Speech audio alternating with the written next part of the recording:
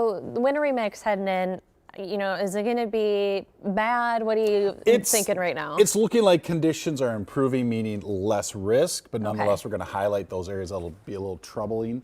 But as we continue with, well, this theme of this warm up, take a look at that. The past 20 hours, we've kind of worked our way from about 14 degrees earlier this morning to 20 degrees. It's been a slow, steady climb, but it has been steady and it is going to stay very consistent. Numbers will dip a little bit overnight, but not much. And we're going to keep adding to it as we go through our Sunday. In fact, we should hit close to the freezing mark as we get into past sunset. 7, 8, 9 o'clock tomorrow, we should be sitting at about 31, maybe 32 degrees. So again, we're just going to keep a steady warming trend going. Here's a look at the current temperatures. And again, they really haven't changed much since earlier this afternoon. Temperatures in northern Minnesota have dropped off a little bit, but elsewhere, again, still holding on to some teens and 20s for much of the southern 2/3 of our region.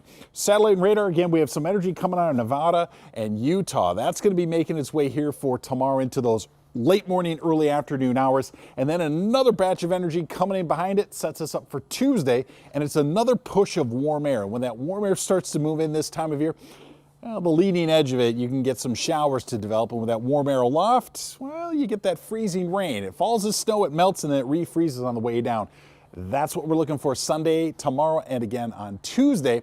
See some breaks in the cloud cover out there, so some of us get a peek of that supermoon. And your microcast, as we kick things off tomorrow, 7 a.m., you get to about 11, 12, 1 o'clock time frame, and you're going to see a little more of that rain coming in from the west. But that I-94 corridor and areas to the north stand the best chance of seeing at least a little bit of light freezing rain or light freezing drizzle. And then you're going to see more of it turning over to a snow as you get into northern Wisconsin, parts of the Arrowhead, up around Duluth as well. But notice the freezing rain threat stays in there into those mid-afternoon hours. This time tomorrow night, much of this comes to an end. Snowfall forecast really hasn't changed much since earlier today. Still primarily north of 94, you see some accumulation, not much, but you get up around the south shore of Lake Superior, and that's where it starts to really accumulate. This is where we've seen some improvement since even this afternoon in the forecast. Earlier today, we were seeing some heavy icing even out towards Brainerd, Aiken, and Malacca. Looks like that has been cut back, but still out towards places like around Spooner, Rice Lake, Amory. This area here, still seeing that ice threat there. So again, you may find the better chance of some slick spots in that part of the region. Very nice mild temperatures for tomorrow. And again, it takes all day to get there. And then you can see that warm push of air on Tuesday brings a chance of a wintry mix yet again.